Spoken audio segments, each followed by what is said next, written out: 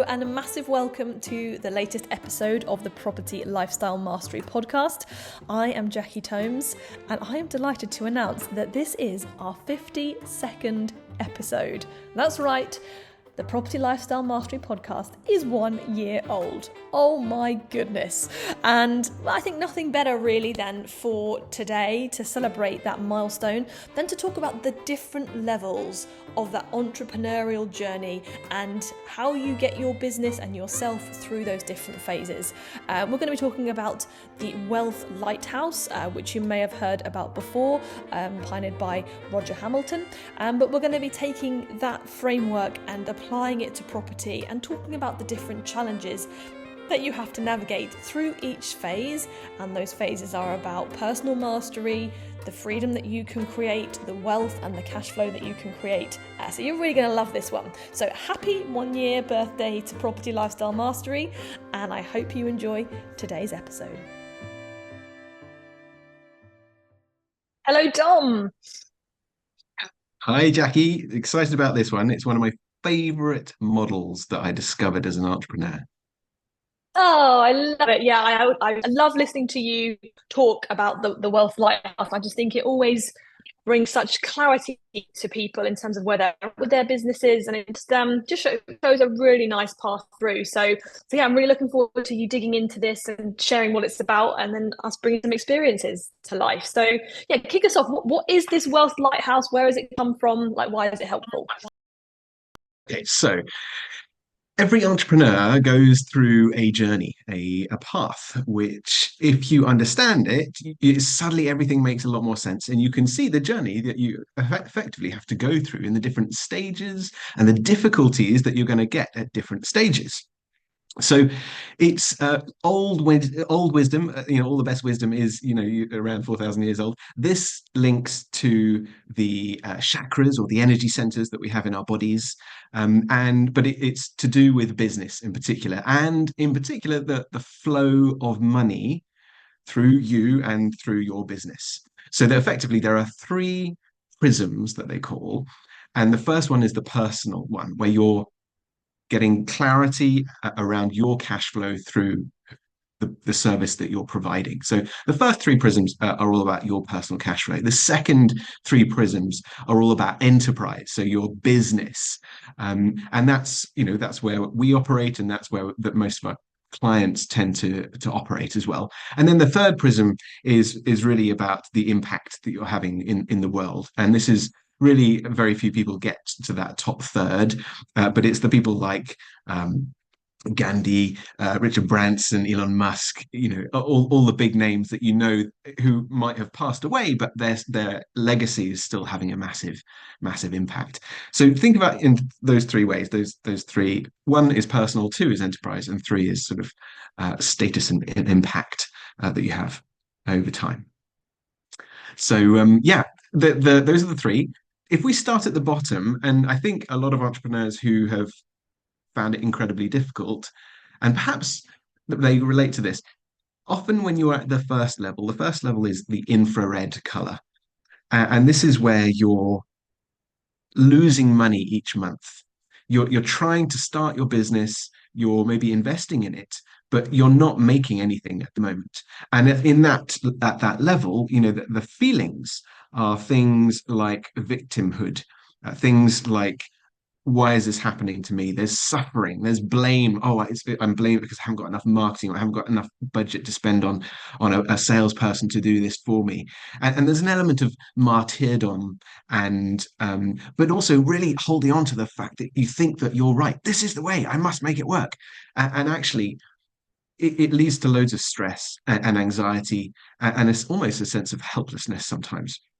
So in order to get out of this place of when you're struggling and not making any money and actually losing money each month, we have to be disciplined and we have to be dutiful. I think people who are listening, if you've been there, you understand this level, and the way to get out is basically to serve one person really, really well. And if you can serve that one person really, really well, and they can pay you for your service or your product, then that's when you start to make money. And if you can get out of that negative, losing money each month, then you'll get to the next level, which is still not great, but it's one level up, and that's about being a survivor. You're making just enough money to survive. And it might be that you've been a multimillionaire, but you've come crashing down. You've lost all your assets and all the cash flow and things like that, and now you're just back to that sort of just bobbing your head above water and only just surviving. A lot of people are here each month. They're only just making enough money, whether they're employed or not, and it's not a very nice place to be. But here we need to find what we're passionate about, and we need to find what we're best at, and then start doing that even more to one or two people who can also pay us for that. So here you really have to commit to measuring what's going out in terms of your spending, but also what's coming in terms of the money, and doing your duty in order to be disciplined and work out of that survivor mode into the next level, which is the worker. And I think this is where the majority of people are. They're employed, they're working for someone else, they're earning a good living, or a good enough living to be safe. But here you're being controlled by others. You're reliant on an employer usually, and often you want to get out, and that's where a lot of people are at.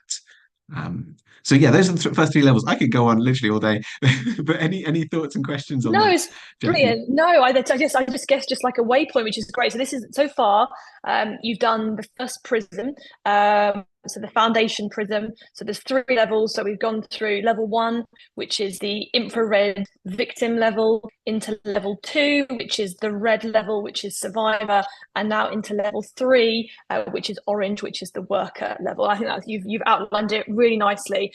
And I almost think we don't really want to spend too much time on these ones. It's just kind of giving context from where we've come to. I think spending more time with the next one will make sense. It's brilliant explanations, Dom. Awesome.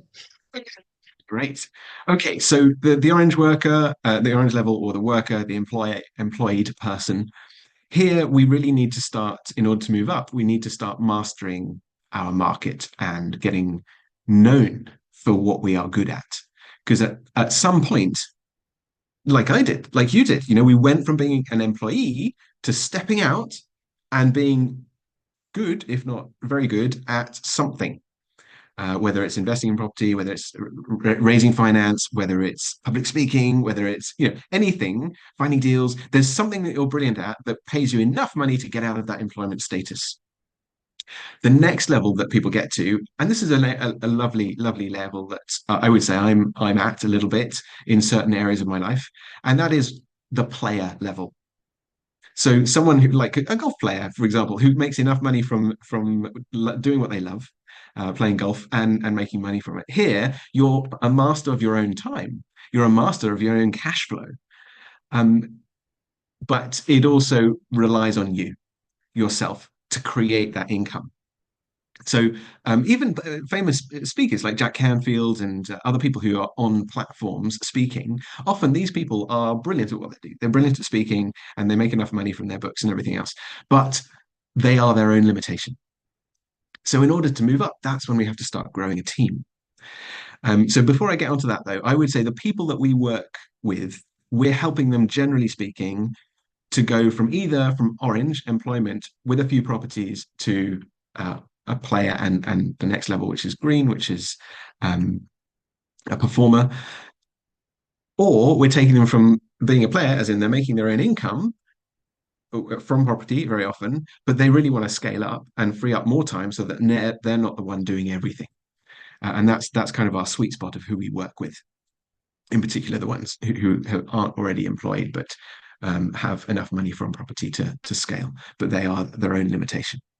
So here at the yellow player level, we need to be really resourceful and create a rhythm around what we're doing and know well enough what we're doing in order to be able to outsource it. Because this is when the scalability comes in, when we get other people involved to start having a team.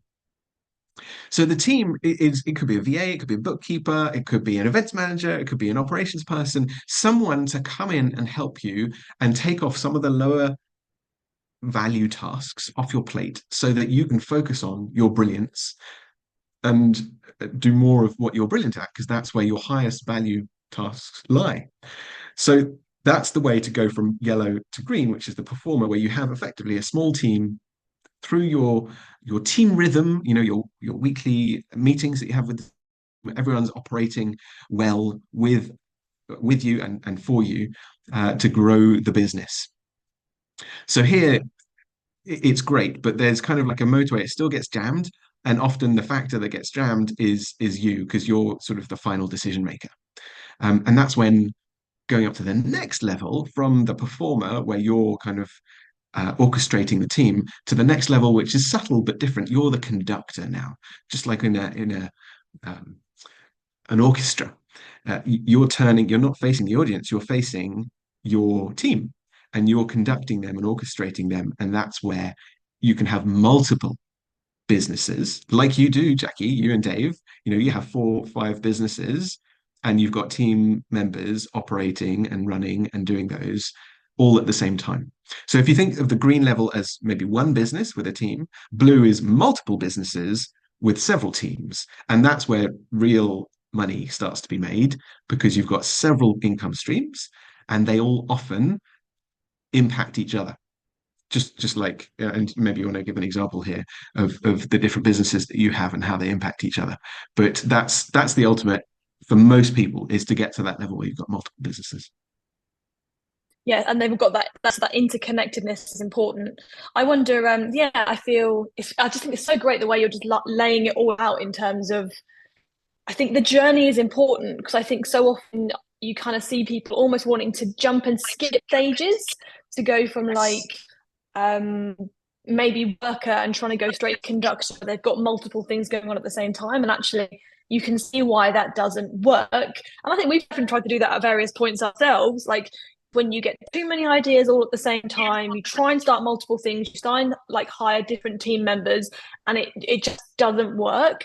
So now we've gone through all of that, and maybe we unpick a bit of that from different stages in a minute. But I guess from in terms of where we are now, it just comes together more and more in terms of those different businesses, and the closer that they come, the more symbiotic it is, the more value that you're actually bringing to people, the more unique it is, and it just everything kind of amplifies. So I guess with us, it's the obviously it's all started with investing in property, and then we are obviously then on to mentor people about how we've invested in property to help them to do it, and then Dave hasn't talked that much on the show, but he helps people with their financial management side of their businesses, helping to cash flow forecast, make financial decisions, all of that side of it, using the team that we've created for our own stuff. And the people who come to us and we mentor, it's the same kind of people who we help through that service as well. So they're really symbiotic in terms of each other. And I guess the wonderful thing that we're kind of coming back around to with the investing is that we're now starting to invest with people who've been mentored by us for a number of years. We know their businesses inside out. They're also with us on the financial program, so we've got full transparency in terms of the financials and how the business is operating. And so suddenly means that the investing isn't just about the deals that we're doing, but it's also us being able to access working with brilliant people who we know their businesses, they're in different geographical locations. So it's a great benefit to our investors, means that they can have a diversity of areas, but all channeled through us, and knowing that it's the same systems and processes broadly in terms of the strategy that they're using. So those things coming together to mean the investors get more value because they're accessing a wider thing in different areas, and ways of diversifying. That's not just us being able to do all of that. Also means they can deploy a lot more capital than they could if it was just us in just one area. And you add then value also to people that we're mentoring past a certain point, because then they get access to too. So is that for us, those like different strands of the business is coming together are all an individual thing, but they all help each other, and they've all got team members going on within each of them. Yeah, exactly. And just back to your earlier point about how sometimes people try and jump levels. Absolutely right. Because as an employee, if you've been in a big corporate, you're used to having a team, you say things and people get stuff done. When people step out and they've got their own business to run and they're wanting people and stuff to happen, but they can't because they haven't got the team in place, or they have higher expectations than the team are able to deliver, because frankly, the team aren't usually as well paid as if they're in that corporate job that they've been in. So you have to start working with people who are maybe not quite as qualified initially, because you can't afford to pay them unless you've got a huge amounts of investment to put into your business. So that's one of the difficulties, that people step out from employment into a business and they think it's all going to operate and run smoothly, but it doesn't. You have to literally, you have to go through that journey, those levels that I've just described. And it is painful, but it is a necessary learning experience in order for you to level up. You literally cannot jump until you've been through those levels. I mean, you don't necessarily have to be in infrared and losing money each month, although generally speaking, most businesses, start off with a loss initially until they learn the ropes properly. Yeah. And by the way, I I forgot to think having say, seen people go through that, like, we're a big proponent of focus. sorry, the internet cut out there, Jackie. Go on. I was going to say we're obviously proponents of focus. In case you didn't know, we're writing a book called Focus Your Way to Freedom. We're all about focus. And I think that for me is the easiest way to progress through the levels. If you're coming out of employment, you're in that kind of player level where you're skilled, but it's all dependent on you. The way to be able to get out of that is through focus. And what that Yes. means in property from our experience is you choose a business model that you're going to build your business around. For us, if you diversify too much, you're doing HMOs, you're doing service accommodation, whatever else you may be doing. You're doing all these different, what are called strategies, but we call a business model. You're doing all these different strategies that will trap you in player level. Because if you are doing all these different things, it's going to be impossible for you to be systemized in how you're doing them. So therefore, incredibly hard to delegate them. If you do delegate them, you're probably going to be very dissatisfied with the team in terms of what you hand over because they won't be able to do it like you can. So if you want to get out of player and start moving into performer where you have a team working for you, in our experience, the path of least resistance out of that is to focus on one thing, to make it really work and optimize it. And then that is the stepping stone for being able to clearly delegate to others, which then makes it a lot easier to start to step into some parts of performer where you can delegate with a lot more ease and success. Yes. I love it. That's a great explanation. Another way to think of it is it's a bit like going to the gym. If you go to the gym and do a little bit of everything, you get stronger, but you have to have the discipline and the commitment and doing your duty of showing up on a regular basis and working on those muscle groups to really strengthen them and strengthen your business by doing and committing to the important tasks that you have to get done rather than doing a little bit of everything and nothing really working. You have to commit, and that's why we talk about focus. That focus is that commitment to doing your duty, doing the things that are going to make the biggest difference, so that once you've got the cash flow, that's when you can afford effectively to be a little bit more, okay, what am I going to do with my time? What else could I outsource? But until you've done your duty and you've built that muscle, you've built that aspect of the business that's going to generate the income, you can't just go, oh, I'm going to do this now, I'm going to do that now. It'll all fall apart. The foundations aren't there. It's such a good point, Dom. I think so many people don't learn to master themselves as part of all of this.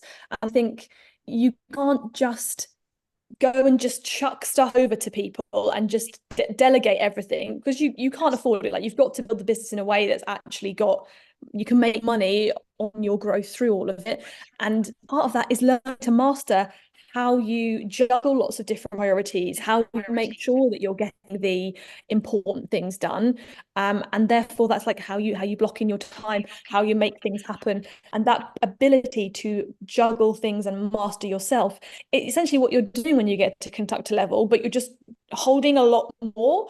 And still you're having to prioritize it. The things that you're prioritizing kind of just get bigger and bigger.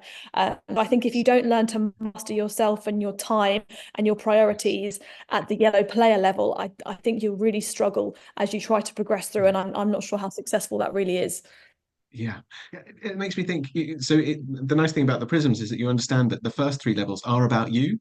It's about you mastering you. Because once you've mastered yourself and your process and who you're being effectively, that's when you can have a team and start growing a team that will emulate and copy, the discipline that you show in the business. So you can't go from being a disorganized person who's all over the place to having an amazing business without having some level of discipline and focus to get that done. And you know what? Everyone has a different way of doing that. And this Wealth Lighthouse, which comes from Roger Hamilton's book Millionaire Master Plan, he actually goes through each of the different wealth dynamic profiles, and I know we've done a podcast on this before about the different profiles, but it tells you exactly what to do at all the different levels so that you can work your way up. The thing that's going to hold you back as, say, a lord, or the thing that's going to hold you back as a creator at the yellow player level. And he gives definitions of what are the steps you need to take. And it's just such a valuable book. You don't need to read more than half of it, because most people, you're reading about the level that you're at, right? And that's the most useful thing. But Millionaire Master Plan by Roger Hamilton, which links to the wealth dynamics, has been such a game changer for us to learn from. It's really, really useful. So definitely check it out. Really nice. So then I guess do you want to maybe talk through just introduce what that last prism is? We won't go through the last prism in detail, and you explain why that is. Maybe come back around look, to learning. The next three levels is that where you become sort of almost legendary. It's where you've got social leverage. So the next level beyond the blue conductor level is where you go to indigo, which is the trustee level. I guess maybe if you think about it as a trustee on a board of executives, and there you're having massive influence. It could be at that level within a large corporation where you're having massive influence and your decisions are having a huge influence across hundreds if not thousands of employees, but you're part of a team doing that. And then the next level beyond indigo is violet, where you're again similar but different. Here you're the composer. So how we were talking about you being the conductor. Here you're the composer. Here you're Mozart. You're creating incredible things, like Steve Jobs and others, where he was the composer. He created the iPhone, the iPad, all those sorts of things, which has a massive impact and is legendary, and goes beyond his time on this planet, and impacts people at that level. And then the last one is ultraviolet color, and that's where you become a legend, like Steve Jobs, like Gandhi, like Richard Branson, and it's beyond them. And here it's they just have to have one conversation and they can raise hundreds of millions of pounds, create a business straight away, because they've got all the connections. People know them, they know people, and it's just incredible. But most people don't get there, so that's why we don't tend to talk about it all that much. And to be fair, we're not there either. And at the We're not moment, there either. we're not, I was just thinking, Dom, if we're still doing this podcast in 30 years, maybe we'll come back and we'll do that final prism. There we go. Yes, quite. But it is for it is for the minority of people in the sort of top 5% of society, perhaps, that get there. So really, it is this middle bit that I think is the most interesting for people listening in today. So that enterprise prism, where we're going from, let's skip beyond worker. So we're really from player, which is level 4, up towards blue level, which is the conductor.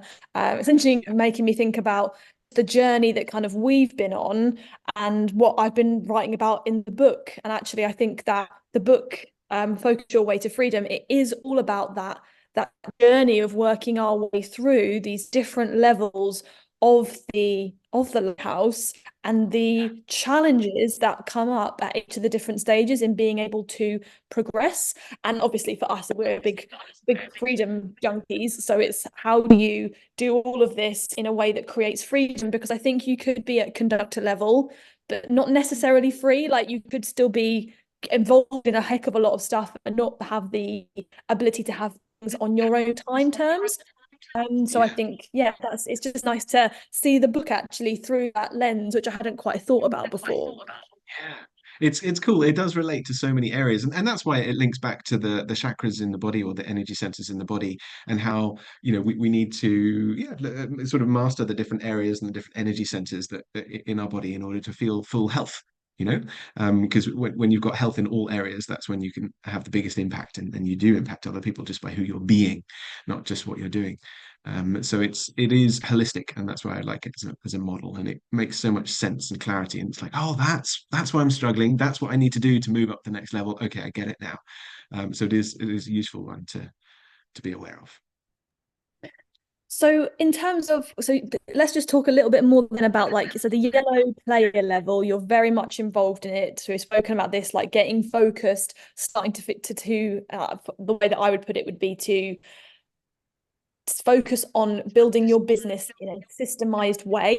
So taking a systemized approach to me is the way out of this one. So it's like not necessarily sitting down and writing up all your systems and processes yourself, because actually that will divert you from doing the high, going out and making deals happen and raising finance, which is an important part of growing your business. But being really focused on how you're doing it will make it a lot easier to be able to get to that next level in terms of that performer one, where you're then starting to be able to bring on more team.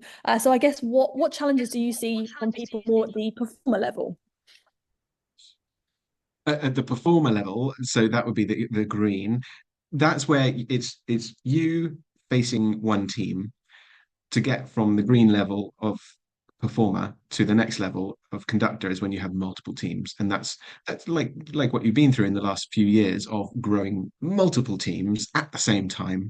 It does take another level of awareness and ability, because you've got to have mastered your time. You need to know, like, and trust the team players that you do have, so that they can take on effectively more responsibility and make more decisions effectively without you being the bottleneck, which is the case for most single business owners. They are the bottleneck. Everything stops with them. Where you empower team members to do more of that, so that you can orchestrate, or rather conduct, multiple teams. That's the bit to get right, and that takes that takes a level of discipline, because you've got to extract yourself in a way from the business to let other people shine. So it's letting go, like we talked about on other podcasts. It's that surrender of, actually, I'll let someone else run this bit, because I don't need to be in every decision anymore. And like it's the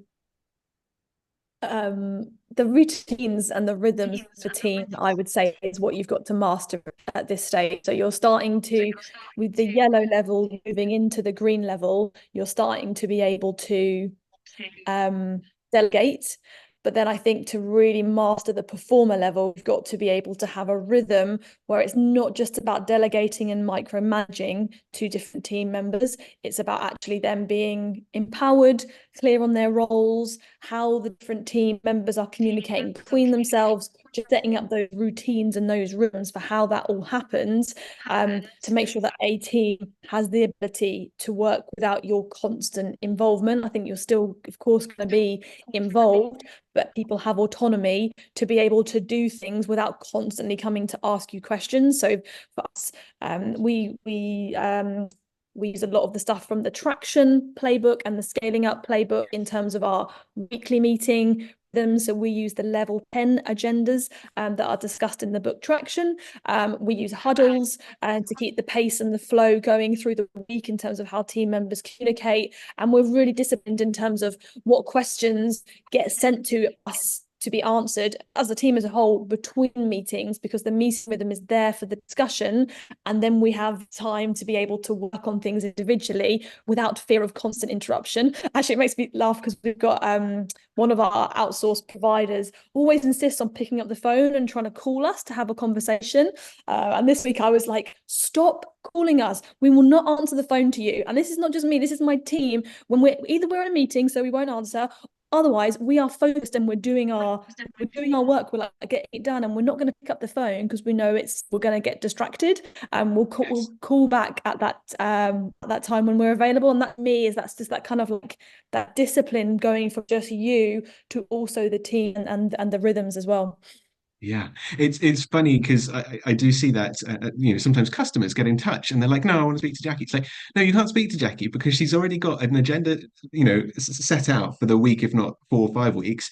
And so you have to book it in. There is a system, but because that person engaging doesn't operate in that field of, no, I just want to speak to someone. And you can't. You have to be disciplined. You have to follow protocol in order to grow the business. And that's why a lot of people don't get it, that they can't just pick up the phone and speak to whoever they want, because they're not at that level. They don't understand that actually the business, yeah, has a time frame and a schedule that it works to, that all the staff work to, and that the boss works to too. So it is funny because you see other people get really annoyed they can't speak to someone exactly when they want to. And actually, And yeah, what do in you reckon order to the cost be of that is? Like, I think that's the interesting work. because I think still there. Yeah, what do you think the cost of not having that discipline in place is in terms of this It this just makes model? it chaos. You get less done. You can't be as focused. There's so many moving parts in your business and in life generally. If you're always available, you never get the headspace, and that's why people are burning out. They've got their phone on them, which is part of their business. 24/7. They're getting pinged in the middle of the night because they haven't got this, disciplined enough to switch off their phone. It's just madness. No, there has to be work time, meetings scheduled. Time for when you can have those calls. But if you haven't got that, don't expect to suddenly get there from operating in the old way of just being reactive. No, you have to be proactive and set aside time for certain things. So it's until we're there, we're not aware of it. But this model certainly helps to understand a level of what we need to do to get there. So great. And obviously, not everyone's going to want to rise through all of these different levels. Like, it's not like, I think probably some of the early ones, we would all definitely want to rise out of victim, and, in that place of lack. But past a certain point, like, there's nothing wrong with choosing a resting point in any of these places, right? Yes. Talk about that. Yeah, look, a lot of people like to get to that yellow player level, where they are the master of their own time and they are also the limitation for their business. But they have enough freedom and enough financial income to go, I'm happy being at this level because I don't actually want to manage or run a team.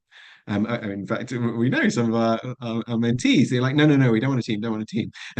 And then the business continues to grow. They go, oh God, we need a team.